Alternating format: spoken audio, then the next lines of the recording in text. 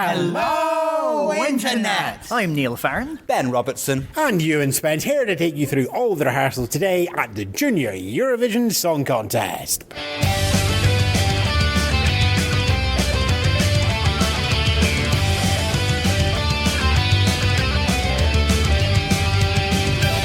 Good afternoon, good morning, good evening.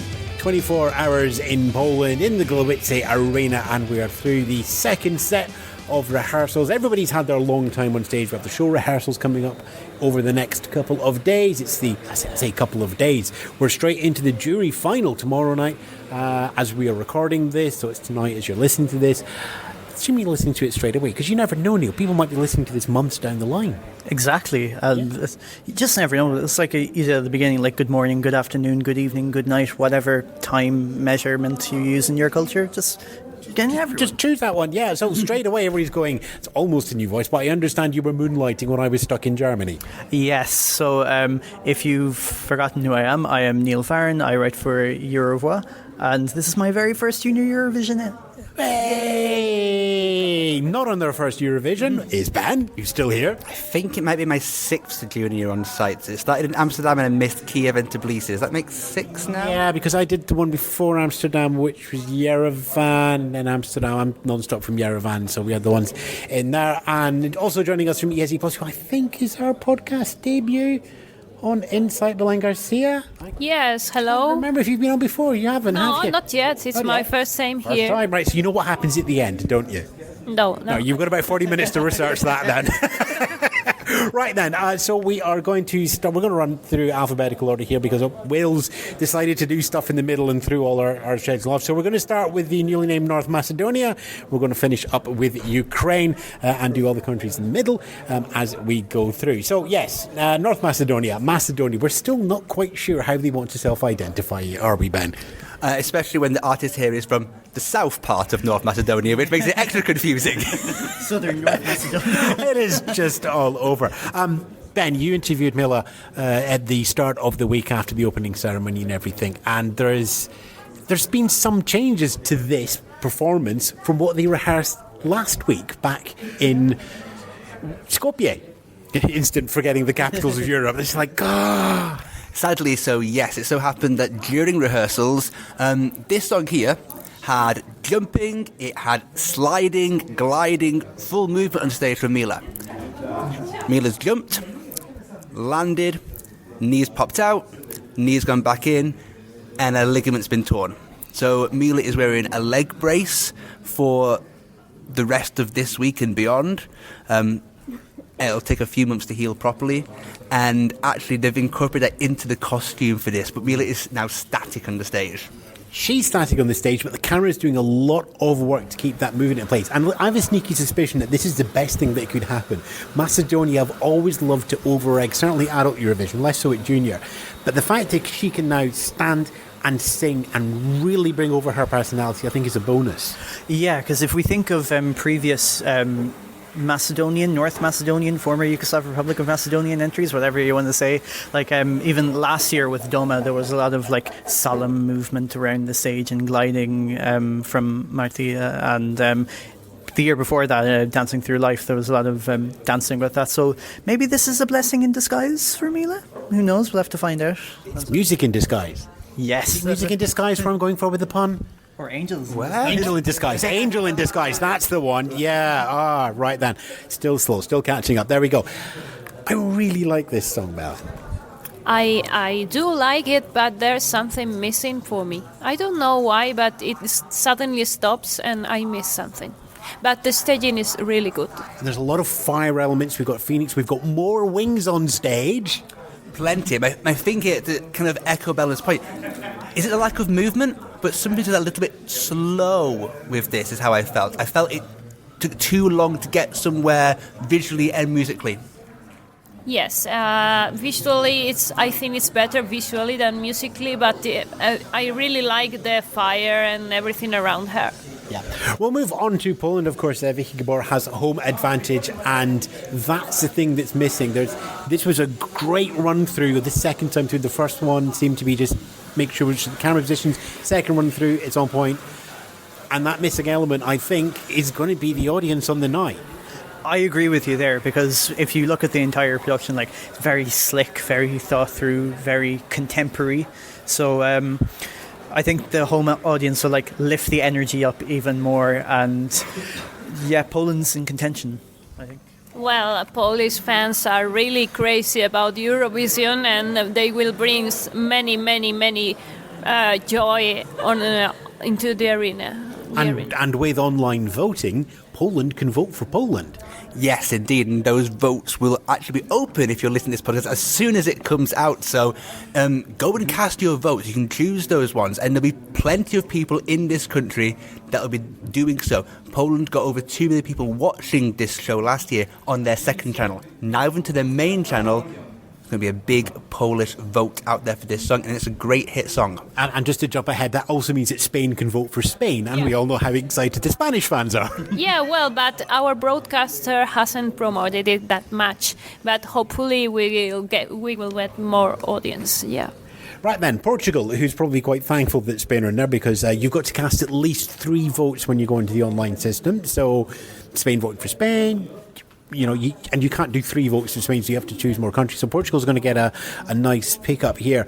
A very sedate and calm performance from Joanna in the Portuguese song. Well, I think it's a bit empty.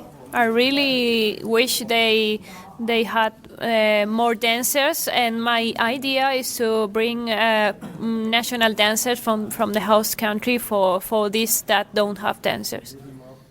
Belen's right, and it's just a very, very empty performance. There's actually a shot at the moment of Johanna on the stage from overhead, and it's just a green effect on the floor. It's not even a grass effect, anything. There's lots of blocks of colour, but it looks poor in comparison to the others. Not just the dancers or lack of the whole staging, and the production of this song as well is far more weak than the Polish one we've just discussed, and it's a right shame.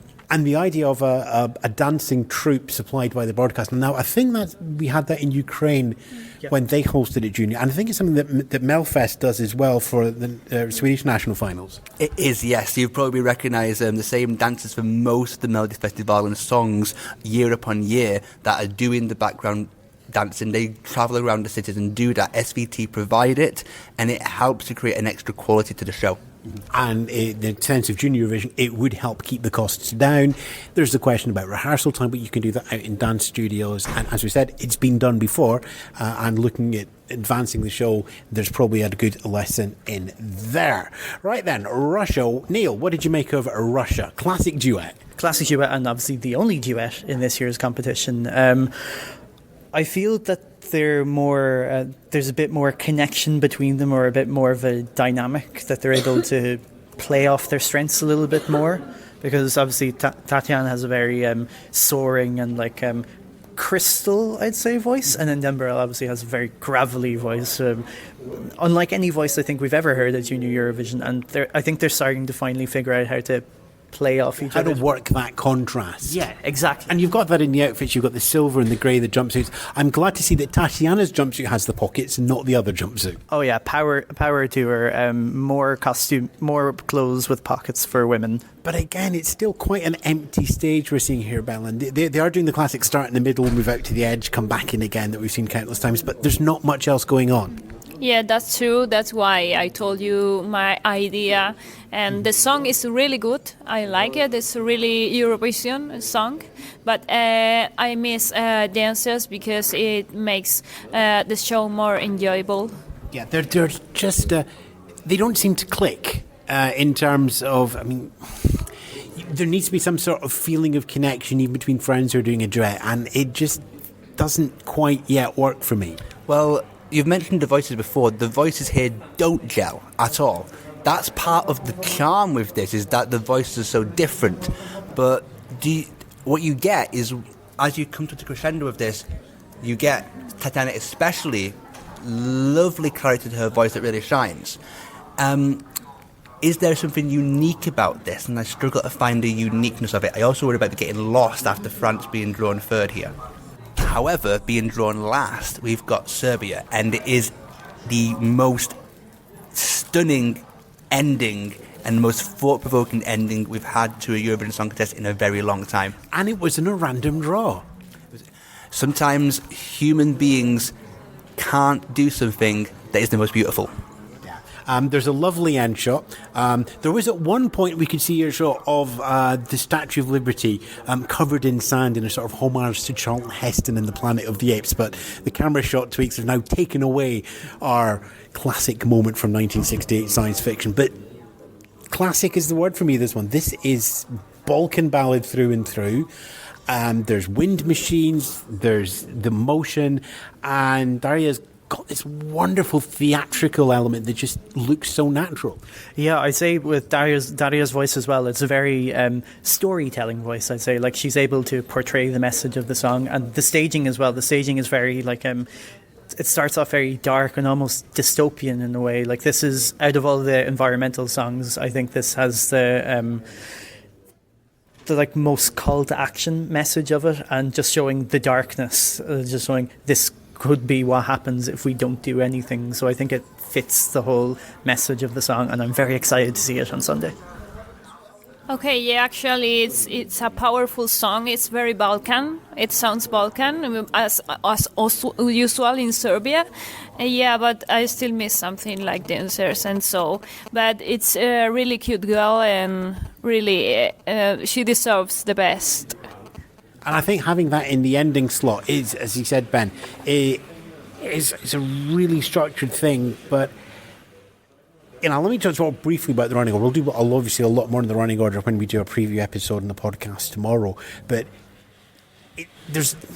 I worry that it's like being last means in that last four songs, there's a couple of songs there where people might think, you know what, it's so close to the end, that's my winner, and they switch off from the last two or three numbers. So Serbia might just get caught out in that wash. Potentially so. We've always discussed it as a theory, but we're never really sure if it comes true or not. It would need something in that last half to be that call to action. And we've kind of considered already that most of the hits, or at least what's pre-considered to be the hits of this show, are up in that first half. So do we find something there, or are we waiting for something to impress us? Okay, hold on. So, Belen, you've got to run off and do some more interviews just now. Yeah, sure. So, thanks very much for your time. ESC-plus.com, and we'll catch up with the interviews there. Thanks for popping by. Thanks for having me. Okay, we're going to carry on with the second half of the running order just now.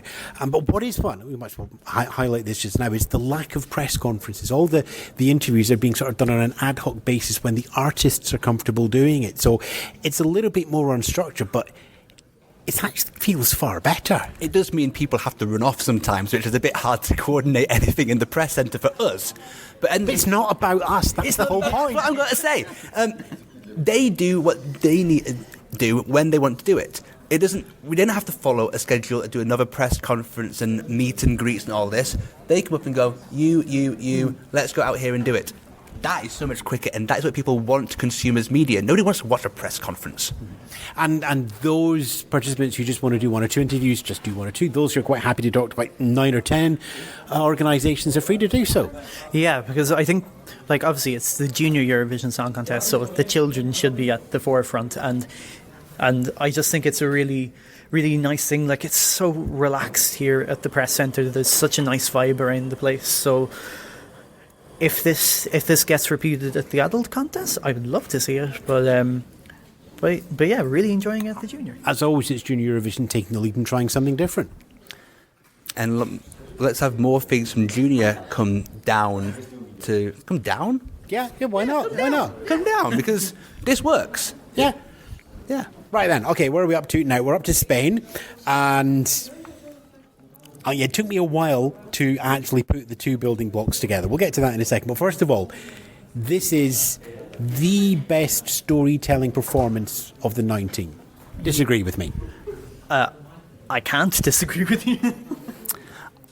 Only because of how they've made this character here from Melanie. Because I was concerned that it would just come across like a little opera superstar.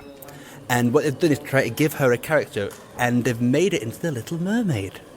And it's a really effective and endearing quality. It's the quality of the character which actually makes the staging. They have to go hand in hand. But it's the Little Mermaid surrounded by discarded plastic bottles and rubbish and detritus in the sea, and they've hung fishing nets down from the roof of the arena, and it's all caught up in the ecological debris of mankind. And what I love is, like, within five seconds or so, you know exactly what's going on, and that's before a single note has really been sung on the song. The efficiency of storytelling here is wonderful.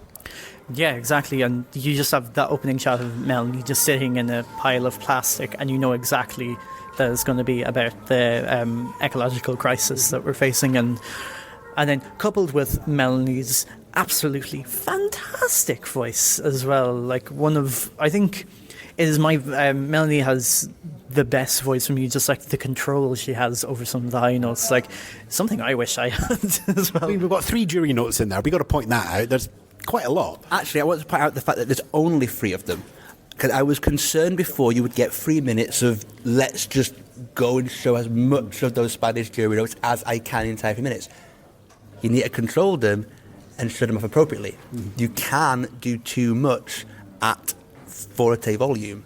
And that you need to get that story in place first to make the growth of character here impressive. Spain, we know it's going in the main channel. We know it's a big country. We know that side of the game is done. And even though they're not getting a huge amount of promotion inside Spain, it's the Spanish fans know it's happening.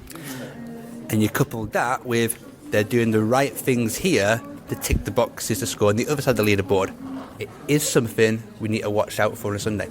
And here comes the second part of the building block, which it took me far too long to realise, because this is the return to Eurovision of Nicolai Refsing, doing the staging director, who, of course, was one of the creative directors at Eurovision 2014, pitched in with the ideas for the Common Linnets in their second place there. And Dami Im, I think, as well. I'm in art in the middle of that as well there. Yeah. So very successful songs that were elevated by being on the Eurovision stage. And could take the parts of a singer and amplify them. By putting them on the box. Yeah. So we should point out at this point, Melanie's on a box. Yeah, box covered in plastic as well. It's fantastic storytelling and one of my favourites. Speaking of the Netherlands,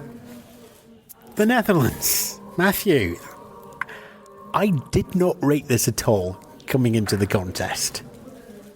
And then I had a look at the staging, medium-sized picnic bench, and it's just like, I think I found my dark horse. It's a good thing you can only get 6 people on a stage because medium-sized picnic benches fit that many people. So it's really, really nice. They've only got 5 for Dutch though this time round. I like elements of this before. It does feel very Dutch. We spoke about Armenia yesterday, feeling very Armenian. This is a Dutch junior song. I quite like the bilingualism. There's a couple of little bits where you have English and Dutch in the same sentence, and you put the Dutch on the adjective and the verbs, and that's the right way of doing it. Yeah. It's like, we've got 40%, so let's just very carefully, dance with you, dance with you. Well, 2 of those words could still be Dutch and 1 could be English, so that's going to help our count as well to get more and more understood. It's a very close reading of the rule book, and you do get the feeling that the Dutch really are not here just to turn up. They're not here to do well. They are actually actively pushing to get first place. I agree, especially since Duncan's victory in the adult contest this year as well.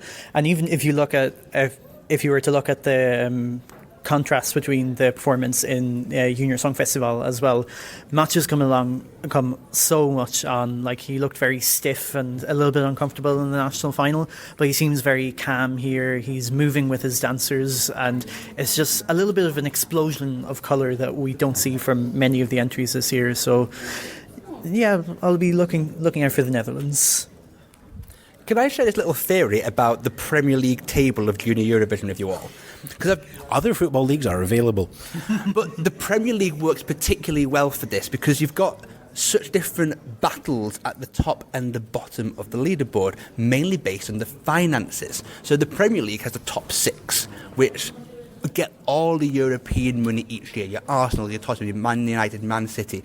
Now, and the other 2? Chelsea and Arsenal. I'm going to mention here because everybody listening, I know he said Arsenal twice and I know the one he missed, so Ross is going to be very, very unhappy. Another fool. I set you up for that one. I'm sorry. I got there. Right. France, Poland, Spain, and we'll put the Netherlands in that group at the top as well. Popular back home, able to bring creative staging ideas, little bits of detail, big PR teams following the artist around. They're in that top group. Anything outside of that top 6 positions would be a poor year for them. If you look at the bottom end, Portugal, Wales, Ireland, smaller nations bringing less production value. They're bringing less votes from their home audiences. They're looking to get out the relegation battle. If they're outside the bottom 3, that is a successful Junior Eurovision. And I think we need to educate people at home that, yes, of course, you can have the Leicester City moment. You could have Ireland go the whole way and win the entire thing. It would be of that equivalence here. You've got different battles in place. The Dutch, for me, are like Arsenal here. They're wearing red and white. They're wearing red and white. But also, we're expecting that 4th, 5th kind of position to be quite static for them each and every year. Does Matthew have enough pull, especially the Dutch audience, to take that online vote to be beyond and make it an invincible year for them? I find it very interesting that they're managing to get a lot of press attention from Polish media and from TVP's children's channel. Are they? Oh, that's very important because there's going to be a big vote here in Poland. And as you said before, once you've done your vote for Poland, where does your other vote go? Well, this is going to be the thing. Like, you can win this competition. We talk about voting for yourself. But you can win this by nobody voting for themselves but getting everybody's second places. You can win by being everybody's second. And I think more of the press teams, different countries, need to realise that and latch on to especially those big countries and their votes. Also got by the fact it's actually quite an energetic song live. Very energetic. Like, it's very, as the kids would say, it's a bop. Like, there's lots of dancing around the stage, and Matthew tries to engage with the audience before the last chorus as well. There is that risky double bop moment where he's asking the audience to join in with some call and recall. Yeah, it kind of worked in Junior Song Festival. I think he has what it takes to pull it off. He has that energy going. He can build it up throughout the song, and if he can get the crowd going as well, then should be perfect. And crucially for me, his last male voice, he's 14th in the running order, and then we've got that slew of ecological ballads coming up. We do. It's before Armenia, which I highlighted at the time of winning good as actually getting the full crescendo effect here after Poland taking it at 11. But I would actually say side-by-side comparison here, it's the Dutch number that is brighter, which is actually it's very dark Junior Eurovision this year staging-wise, I feel. So it is brighter. It's slicker than Armenia, and in that sense, I do think it's raised its game from where we expected it to before the contest. Now we move on to the entry from Sweden with Sofia Ivanko. It's from Ukraine, but really this is pure Melfest through and through, Ben. If you're actually not aware that Sofia is actually previously performed Sanna Nielsen's Undo at her school, and has the fashion sense for it as well here. For me, this reminds me a little bit of Georgian approaches to Junior Eurovision entries, in that it's very much Sofia's style, and they're just like, we'll send a song that suits the performer, and we don't really care what style it is, as long as it suits the performer and is a true reflection of them, then we're happy. That's what I think of in this song. Yeah, she's incredibly comfortable on stage. Well, this is the thing here. I've been speaking to all the artists with one question only, because you're trying to get round as much as possible. And I want to know, if you could sing any song in the entire world, what would you choose? To try and get a feel for what their types of music actually are, rather than lots of the songs that have been given to them for this competition. Sofia wrote this song herself and would not budge and would say, I would sing this song because I want that song and means something special to me. And in this competition, she is unique in that this melody and this hook is hers. And that's something that really comes across in that this is her piece of music. There is that sort of there is that sense of possession and pride that she projects on stage. There is. It feels very calm. You've got a very calm, comfortable character here. Me and Belen have been discussing quite a lot, actually, about what you want a Junior Eurovision to be. And I think both of us would agree that this is lovely and comfortable and that the artist is doing exactly what they want to do. And that comes across. Right then, Wales and Erin Mai. We're back to standing on a box again. Standing on a box with a very long dress as well. As if this entry wasn't Welsh already by being completely in Welsh, but something visually Welsh as well with the clogging. I like that addition. It's also very United Kingdom in the sense of the backdrop is a complete mess of colour that is just thrown across the backdrop. Yeah. Yeah, and about 20 years too late for that. We have a gimmick costume, though, here, don't we? I'm not 100% sold on this costume because it essentially turns into butterfly wings halfway through the staging as well. And butterfly wings, but yes, it's that idea. It flaps about either side, left and right. Yeah, I'm not 100% sold on that, but let's be fair. When have I ever made the correct fashion decision or description on this podcast? When you're wearing the ESC Insight polo shirt right now. Yeah. There's a whole bundle of the team back home going, polo shirts are not fashion. I'll be getting mine out for Sunday. Don't you worry about it, everybody. But again, everybody starts in 0 points. But as you talked about there earlier, Wales are looking to get higher up the score table rather than push for victory. Yes, exactly. And I think the way to do that is to make sure your vocal is on point. This is on point. It is rousing as well. So I think it might stand out in a similar way to what Taylor did for Ireland last year, in that it was quite an in-your-face pop song. Both of them, I'd say, were too much for my personal taste in that regard, but they delivered an effective performance on the night. Taylor was, I believe, the highest of that relegation pot, so to speak, in the scoreboard at the end. That would be a great result for Wales as well. Yeah, speaking as an Irish person, I was very, very impressed with Taylor's performance last year. Like, it was very different to any of our other entries. So yeah, maybe Wales can pull off something similar in results as well, but we'll have to wait until Sunday to find out. And that's us through our 19. We've discussed the winner. Ooh. Either on this show or the last show. So who knows? Does anybody want to have the confidence of putting down a name for the winner yet? Just one. I feel we have to have... I think if we look at this from a Eurovision point of view, in the main contest, Poland would be as heavy a favourite as Euphoria was, or also as high as that. Yes, as high as that, because betting odds would always favour the previous year as well. It would be, I would say there's 50% of the time Poland wins this, and there's a few other countries behind that. I'd say Poland is favourite just based on past form, and this song is such a mega hit. But Poland needs to be fifth. Sixth, it was seventh last year with the jury. I don't think you get away with seventh this year. So it just is a bit more of a jury score. So tomorrow's key for that. But yes, that's still the one. I think there are two countries that are in contention, Poland and Spain. I think Poland is extremely contemporary, very slick, very well put together, and obviously it has the momentum from the home television audience and the crowd in here as well. Spain has obviously, it had the expectation of coming back to the contest. It was the one country that everyone wanted to see again at Junior Eurovision, and they have lived up to their past records for sending very good songs as well. So I think the winner is going to be one of those two countries.